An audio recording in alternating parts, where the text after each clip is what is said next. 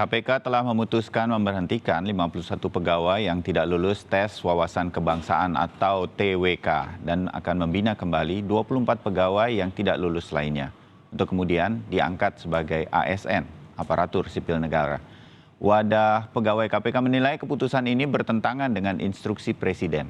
Lalu bagaimana sebenarnya kelanjutan penyelesaian kisruh penonaktifan pegawai KPK yang tidak lolos tes wawasan kebangsaan ini? Kita segera bahas, sudah bergabung secara daring, ada Direktur Sosialisasi dan Kampanye Anti Korupsi KPK, Bapak Giri Supradiono, ada anggota Komisi 3 DPR RI, Bang Arsul Sani, serta Komisioner Komnas HAM, Bang Hoirul Anam. Selamat pagi untuk Anda bertiga, salam sehat. Selamat pagi, Assalamualaikum Mas Bayu. Waalaikumsalam warahmatullahi wabarakatuh. Kami sejak kemarin mencoba mengundang KPK, tidak ada respon. Jadi saya terima kasih Pak Giri mungkin bisa mewakili internal KPK dari sisi yang Anda ketahui.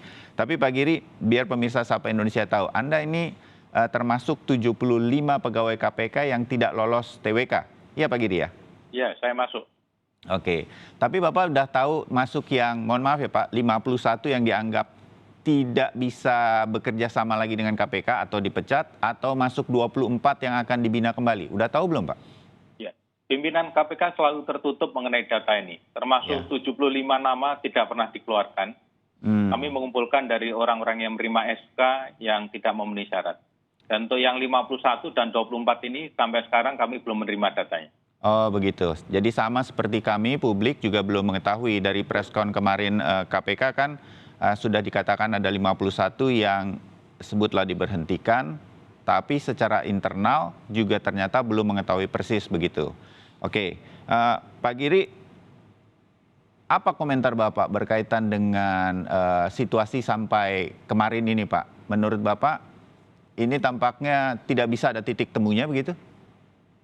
Saya melihatnya seperti itu, dan ini sebenarnya contoh insubordinasi, Mas. Presiden sebagai kepala negara sudah meminta pada pihak-pihak terkait untuk menyelesaikan masalah 75 orang ini. Dan tidak serta-merta diberhentikan karena tes wawasan kebangsaan. Jadi semuanya keputusan berada di pimpinan KPK sebenarnya. Tetapi pimpinan KPK sepertinya melakukan manuver-manuver sehingga seakan-akan terserah BKN bagaimana hasil asesinya, asesmen terhadap pegawai tersebut. Sehingga keluarlah 51 nama ini. Tentu kita sangat kecewa karena kami ini orang-orang yang sudah lama memberantas korupsi, hasilnya sudah jelas, dan kami orang-orang yang mempraktekkan kebangsaan, bukan berwawasan saja, tapi kami sudah mempraktekkan. Bahkan beberapa kali kita dan saya diminta untuk memberikan narasumber ke Lemhanas, Seskowat, ke Kementerian Pertahanan, ke Wantanas, dan lain-lain, bahkan ke Sespim Polri. Itu semua soal kebangsaan ya Pak ya? Jadi ini sebenarnya persona non grata terhadap 75 orang yang seharusnya mendapatkan penghargaan dari negara, dari pimpinan KPK, tetapi kami dipersona non gratakan dan seakan-akan tidak lulus dari tes wawasan kebangsaan ini. Dan kami merasa keberatan dengan hal ini. Bisa dimengerti Pak Giri. Pak Giri, boleh tahu juga Pak, sejak kasus ini mengemuka begitu, sejak awal atau kemudian setelah Presiden memberikan arahan secara terbuka, rekamannya disebarluaskan melalui media kepada publik, tidak boleh ada semacam pemberhentian dari pegawai KPK dalam alih statusnya dari pegawai KPK menjadi ASN. Pada masa-masa seperti itu, adakah upaya untuk berbicara kepada 75 pegawai, termasuk di dalamnya Anda, di internal KPK, dari pimpinan KPK kepada 75 pegawai, atau sebaliknya, 75 pegawai juga berupaya untuk berkomunikasi internal kepada pimpinan KPK, Pak Giri? Komunikasi tentu dilakukan satu bagian dari komunikasi informal. Komunikasi formal kami melalui surat. Ada surat keberatan 75 pegawai. Ada pengaduan kepada Dewas terhadap anggota Dewas dan pimpinan KPK. Bahkan kami mengadukan ke Komnas HAM dan mengadukan kepada Ombudsman Republik Indonesia. Karena kami tidak bisa lagi dibohongi, Mas. Karena Ketua KPK pernah berbicara di depan pegawai bahwa tes wawasan kebangsaan itu adalah nggak usah belajar, udah pasti lulus dan lain-lain. Tetapi kenyataannya adalah 75 dinyatakan tidak memenuhi syarat, bahkan 51 sudah dipastikan diberhentikan. Ya. Ini adalah integritas yang kita junjung dan runtuh.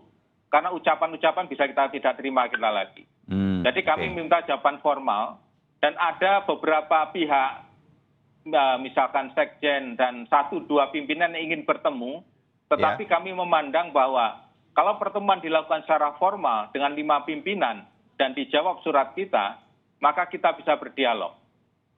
Sehingga menurut saya hal-hal yang berpolemik seperti ini tidak produktif dalam pemberantasan korupsi.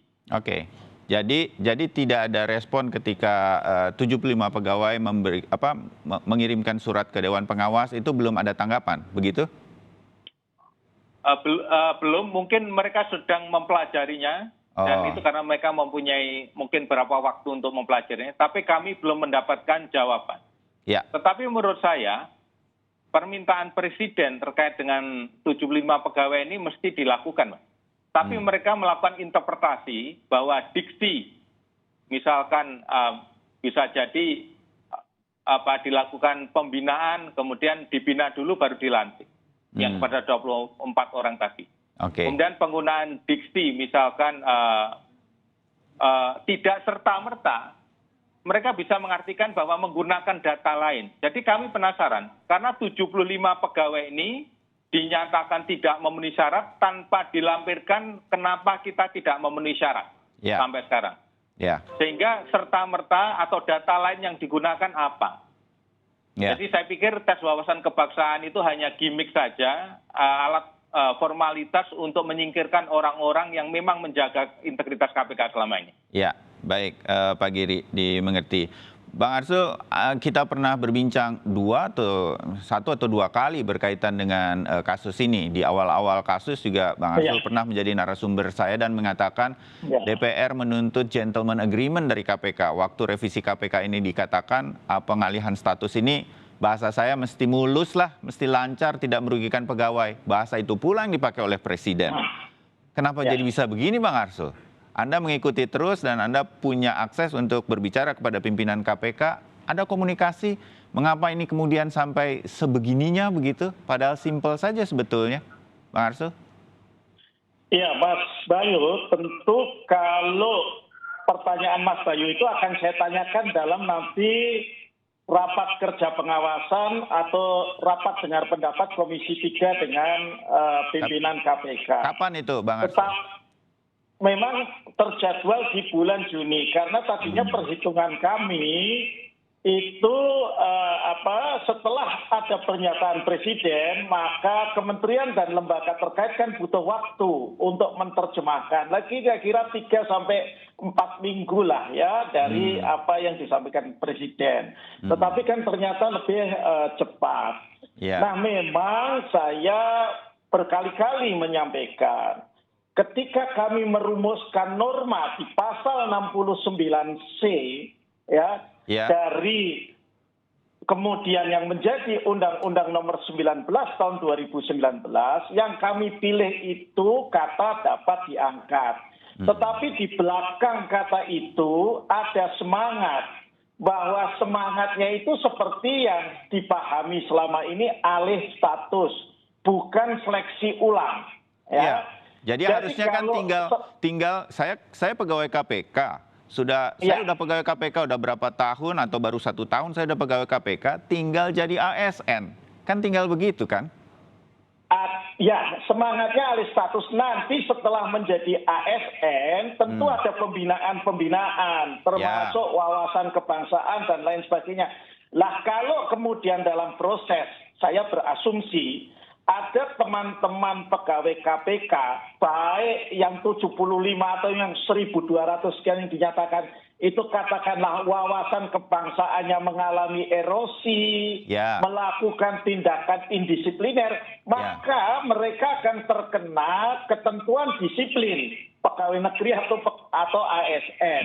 Nah, itulah sebetulnya semangat-semangat yang ada ketika revisi undang-undang dibicarakan, dan itu semangatnya baik DPR maupun pemerintah, karena itu tidak mengherankan apa yang disampaikan oleh Pak Jokowi itulah yang memang menjadi semangat pembentukan undang-undang, khususnya pasal 69C itu. Ya, Jadi kalau situasinya menjadi seperti ini, koreksi saya nih ya, Bang Arsul, Ya. dan juga nanti Pak Giri dan juga Bang Khairul Anam mungkin lebih mengerti. Kemarin halaman 3 harian Kompas merunutkan begitu di revisi Undang-Undang KPK nggak dibahas ada tes wawasan kebangsaan ketika alih status.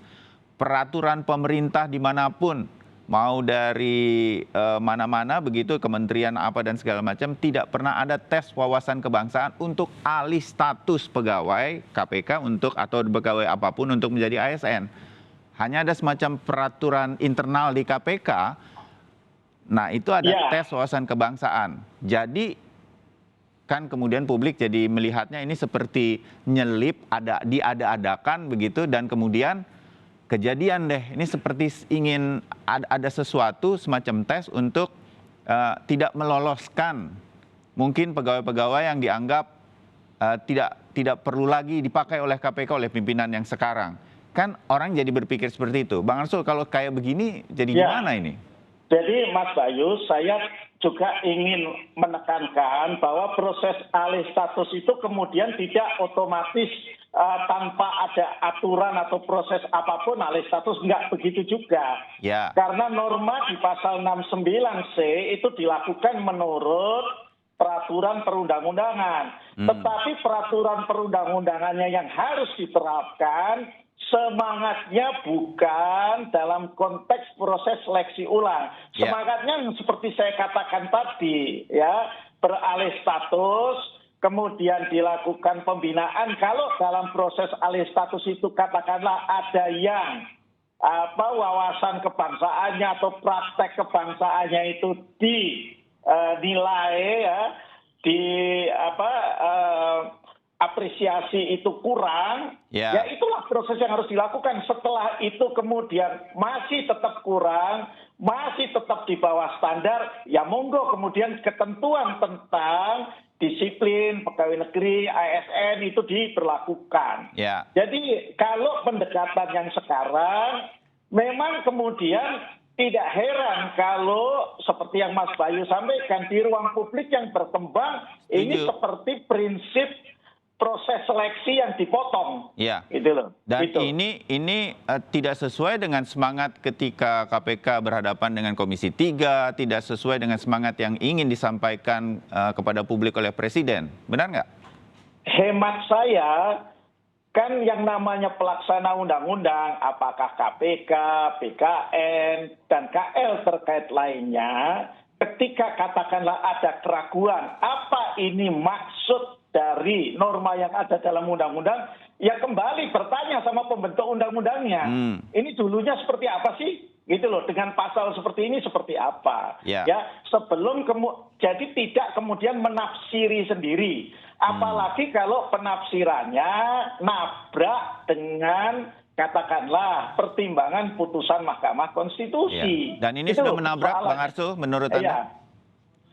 Menurut saya paling tidak bersesuaian. Nah, yang bersesuaian itu ya seperti yang disampaikan oleh Presiden Jokowi. Ya, karena itu sesuai dengan memang komitmen pembentukan undang-undang maupun putusan Mahkamah Konstitusi sebagai the guardian of constitution kita.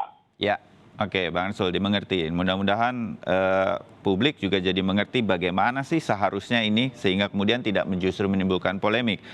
Bang Khairul, kemarin teman-teman dari 75 pegawai ini melaporkan juga ke Komnas HAM. Sudah diterima ya. Dan sampai sejauh mana ini kemudian, saya tahu Komnas HAM bisa bergerak dengan cepat begitu.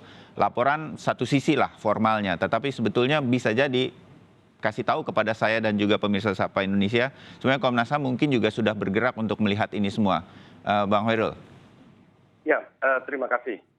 Teman-teman pegawai KPK memang datang ke Komnas HAM dan didampingi oleh penasihat hukumnya, ada YLBHI, ada LBH Jakarta, ada LBH Muhammadiyah, dan beberapa aktivis anti korupsi. Awalnya memang kami mau terima sekitar 30 sampai 45 menit karena memang ada respon. Tapi ada beberapa substansi yang menurut kami penting, akhirnya kami dalami sampai 1,5 jam. Nah, dari situ sorenya kami bikin tim, terus kemarin sempat tim rapat membuat satu skema kerja. Ada beberapa yang mau kita dalami. Yang pertama soal berkaitan dengan hukum, gitu ya. Prosedur-prosedur hukum, aturan-aturan hukum, termasuk yang tadi dikatakan oleh Pak Arsul Sani, soal putusan Mahkamah Konstitusi yang pada intinya tidak boleh merugikan, misalnya begitu. Terus kita lihat mengumpulkan soal prosedur. Prosedur ini soal konteks, gitu ya. Prosedur itu baik sebelum wawancara, ketika wawancara maupun pasca wawancara. Karena sebelum wawancara misalnya, itu ada informasi yang kami dapat dari teman-teman pegawai, dijelaskan, terus ada juga informasi tertulis, yang sebelumnya ada beberapa orang yang rumahnya didatengin, dikorek-korek dan lain sebagainya. Dan itu menjadi konstruksi pertanyaan ketika wawancara. Yang berikutnya, kami juga mau mendalami soal pertanyaan-pertanyaan yang sifatnya memang yang kami dapatkan penjelasannya, ada unsur coercion-nya. Jadi diceritakan pada kami ada sifatnya intimidasi, sangat personal, yang sama sekali tidak ada hubungannya dengan pemberantasan korupsi dan lain sebagainya. Bahkan mengesankan tidak ada hubungannya dengan soal-soal nilai-nilai kebangsaan, misalnya begitu. Nah itu yang di tim sudah kami petakan. Insya Allah mulai besok kami akan mendalami. Nah, kami akan dalami ke beberapa orang pegawai dulu. Dan ini yang kami akan sasar adalah pegawai-pegawai yang 75 itu maupun pegawai yang lain.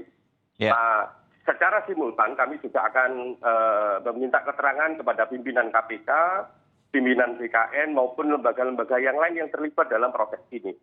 Karena kami kepingin mendudukkan juga soal-soal tes kebangsaan ini, apakah soal teknis ataukah bukan soal teknis gitu. Nah, kami melihatnya sepanjang yang kami terima saat ini, yang dari pegawai, terus dari media, dari berbagai penjelasan dan sebagainya, mengesankan bahwa ini bukan persoalan teknis.